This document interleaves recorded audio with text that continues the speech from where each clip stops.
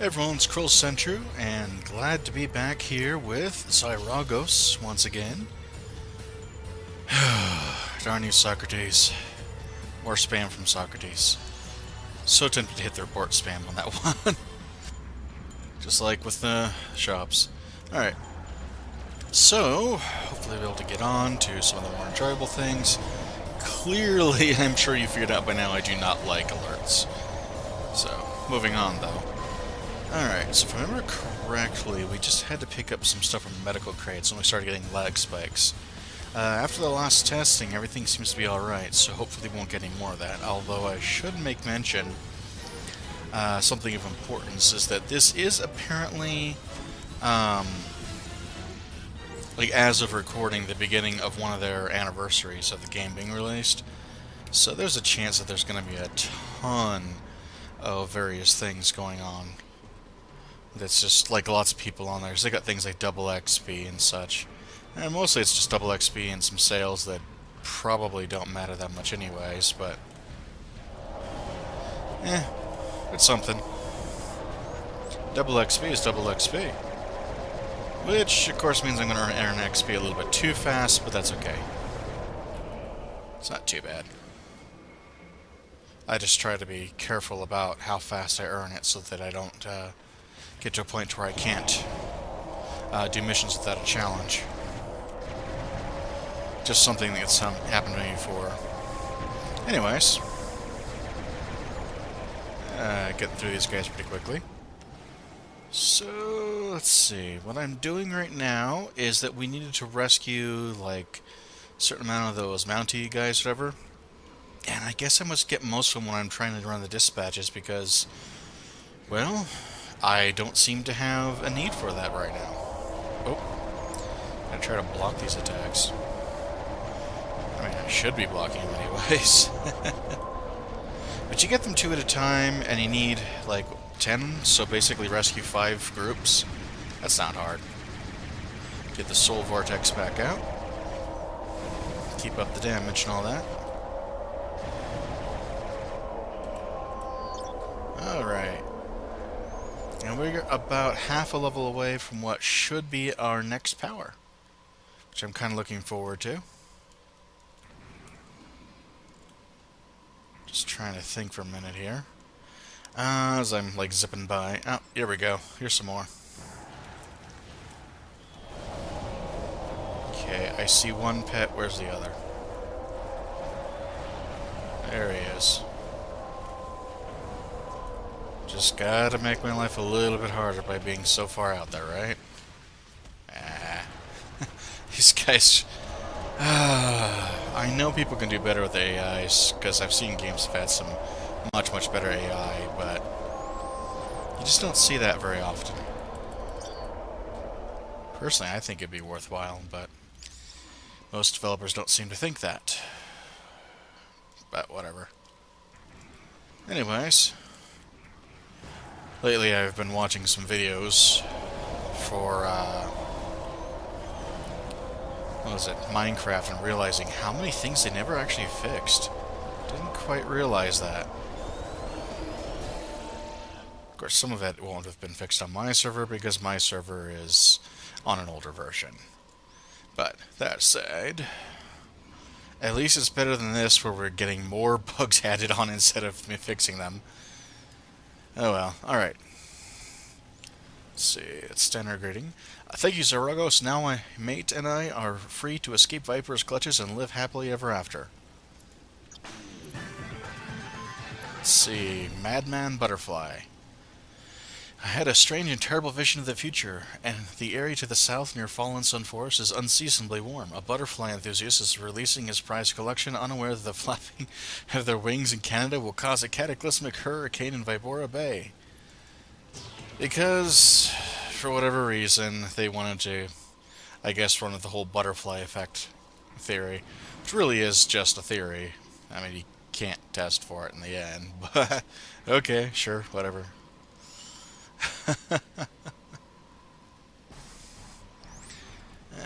Okay, be nice to get our frost lizard back. And once we get him ranked up, he should be a lot more effective too. Alright, so basically what happens is that he immediately runs over as soon as you try to interact with this, and it takes apparently an incredibly long time to do this.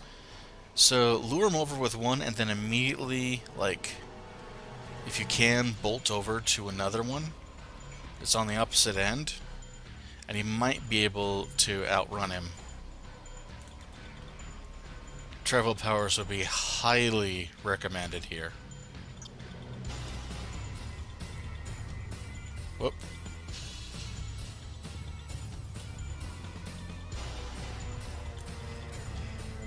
Yeah, see, he's got to stop and talk to the other one. So that's generally how I do it. Yeah, that makes it a lot easier. That mission can be very frustrating, actually, because of him always interrupting you. But it's really kind of silly to me. It's just like, couldn't I literally just basically... he's got no power. I can just flat out tell him, you know, there's a cataclysmic event that'll happen. You're going to have to hold off on releasing these butterflies until a later time. And if he refuses, then I'm just going to have to say something like, okay, well, I'm sorry, but you've given me no choice. I'm going to have to confiscate these, and I'll bring them back in a few days when the events will have passed. Boom, done. But, nope, gotta do it the hard way. Oh well. Wouldn't be a game if I had to do it the easy way, I guess. Let's see. Thank you, Soragos. I can see a vision of the future and a clear picture of the many lives you saved today. Alright. Oops. Must have hit an extra button there. Okay. We also have some more missions, I think.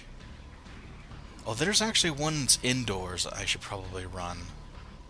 But do I have time? That's going to be the question. Let's see, I have to disable weapons caches. I think if I try to stealth it, I can get through it faster at least.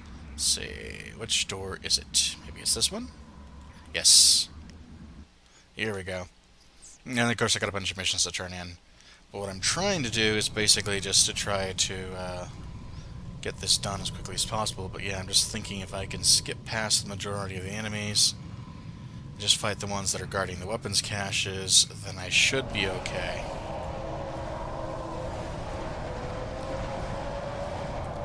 Except I forgot to account for pets. Never underestimate your pet's ability to piss off everything simultaneously. They're really good at that. I mean, admittedly, this is still a lot better than some of the earlier games. I don't know how many of you are, you know, like long-term gamers, and how many of you are going to be like new people who've been playing games for no more than maybe 5-10 years. And yeah, that is new comparatively. I mean, even I only got started with Super Mario Brothers. That's something that's been around a long time, sure, but I've met people who started out with, like, the Atari. Anyways, but that being said, the original EverQuest, I remember they had what they called a train. What it meant is that you would end up with multiple enemies coming after you, and there's no way you can fight more than one at a time in most cases. Certainly not like 3 or 4 unless they're really weak. In that case, you're not even getting experience out of it. And so what would happen is that people would accidentally pull too many or get ambushed, and they'd have to just run for it. But as they ran, there'd be more and more enemies get ticked off because it was so hard to... You couldn't just sneak past them or anything. They were pretty close together. You'd done a lot to get to where you were, and so you had to go charging towards the zone exit. Now this is a game where, sort of like, you know, speaking of Minecraft, it's one of those games where you really couldn't afford a death.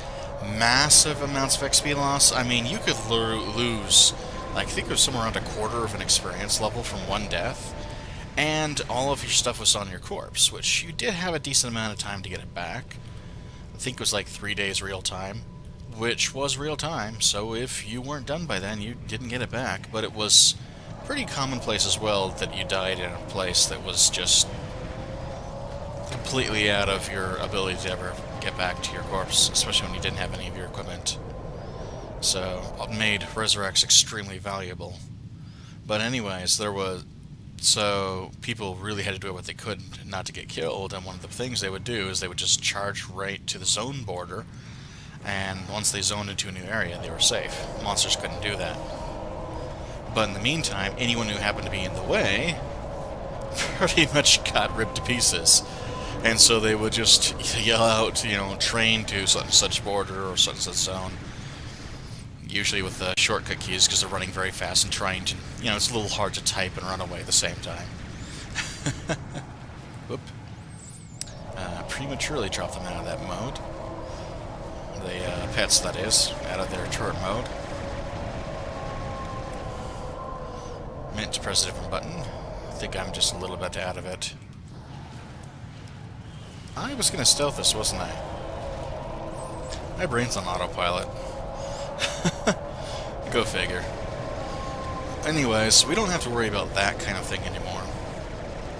Where, you could have something like someone would, out in an outdoor zone, it was common practice for one of the methods of soloing was what they called reverse kiting.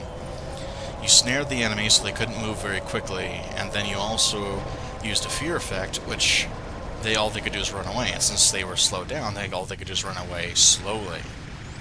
Well, that works when you've got room to maneuver, but in indoors areas like dungeons and stuff, that didn't work. Because you had a ton of enemies around, and you use a fear effect, and they go running, but every enemy they go by, if it's one of the social enemy types, like, an actual military type, or like a bunch of orcs or something, every enemy they run past has now been aggroed on you. Which means you're toast, basically. And so that was a very quick way to pull everything towards wherever you were at and get yourself killed, or as a lot of people did, just quickly zone out of there before you get killed. There's also, unfortunately, a common griefing technique, especially on the PvP servers where griefing was more or less accepted, or at least not stopped in many instances. Like someone, I know at one point had basically just taken the time, or not really taken the time, but they had figured out a way to use a large-size character, which the sizings and characters are huge in that game, in difference. So they went into a dwarven city and found a way to block off some of the major NPCs, and basically charged people money to get by them. They wouldn't move out of the way unless they paid a certain amount. So, yep, that's the kind of stuff they could do. I don't remember for sure if that was PvP or something like it, but now that I think about it. Because the only other option then would be get someone who's really powerful to go and kill them. If it was PvP. But the thing was that, they kind of allowed that. And the game was not always balanced. For all that we have with our modern games in trouble, it's nothing like what they had. Originally, anything you could do to an enemy, you could do to a player in PvP. Well, the Enchanter could also control people. And apparently, basically what they could do is, in PvP, these guys were devastating because they could just mind control the other players. And people could, in fact, do some stupid things where they could lock a person down in mind control. And I guess people, in order to break free of the effect, would quit the game, even if they had like F4, Alt F4 type thing, or Control Delete, shut it down, and thus force the character to log out, so they couldn't be under that control anymore. So they thought, oh, well, we'll fix this by making it so that your character stays logged in. But this meant that people could, if they were really that dedicated to it, lock a person down indefinitely. And apparently this had happened where some people had locked someone down for a very long time where they couldn't play their character at all. And so they decided just flat out remove the enchantments effect, the mind control from the game. From PvP, that is. And it's like, wait. Isn't that a bit of overkill? Come on. But it was just terribly imbalanced, so what can you do? Alright, so is there... Oh, darn it. Character decided to apparently fire off a stray shot at this guy. Let's see if I can teleport past him. Oh well. Anyways, we'll definitely have to call an end to the video after this mission because I'm pretty certain it's going to be past my goal of 10 minutes. Plus, I forgot to check the time before I started again. Go figure. Really wish I could just have a clock handy. I don't have anything on hand that would work. Closest things I've got to it would be like noisy alarm clocks and stuff. Figured you wouldn't want that. Have an alarm suddenly going off in your ear at the end of each video. So, anyways. So we've definitely had some major improvements over the years on our MMOs. Which I am glad for. I mean, they had some pretty cool stuff that was highly immersive in a lot of those early games, but yes, that's some pretty dumb stuff. So, kind of went both ways. Alright, where are... Yeah, I don't think I'm going to be able to just stealth this. These pets are too stupid. Just really totally obnoxious about how they're approaching this. Okay, well, at least I can keep the pets healed. If I can keep the soul vortex going, I can probably keep that going. The pets healing, I mean. And from there I should be able to do a lot. Alright. Oh well. Alright, the presents. That is also part of the current events going on. Is that the... darn it. Stop doing that. I wonder, is that the F key? No. G? Yes, that's G. Alright. T is travel powers, and right below T is G, and so if my finger rolls off of the T, it can hit the G, and that's what's happening. Still annoying. Alright, I see another one of those containers I can disable. Alright, so that'll be one more after that. Almost done with these twerps. That'll be good. Most of the stuff that you get is random party stuff that's actually more... You know, what really irritates me about these things is a lot of times you get things like throwing snowballs and water balloons at people, or the party bomb that forces everyone to dance. Those things get used mostly for griefing rather than having fun with friends. Haven't developers ever even thought about maybe fixing that? Well, probably don't care.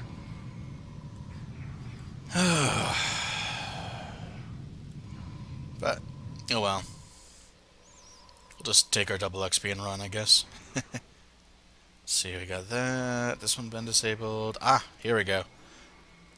Good. Now that I've gotten into the habit of this, I'm going to go ahead and use this to leave the current map faster. Rather than trying to search for the exit. I mean, unless I'm right there, that's just a lot faster. Alrighty then. Well, anyways, that's that. And we have some enemies apparently sneaking around. Yay for high enough intelligence to see them. Keeps them from being able to pull anything over.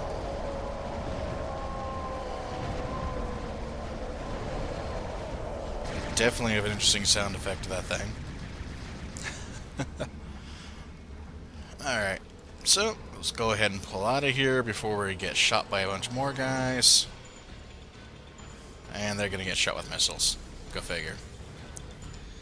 Oh well, anyways, hope you're all having fun out there. Let's go ahead and call it for the video, and I'll see you in the next video, actually. See you then.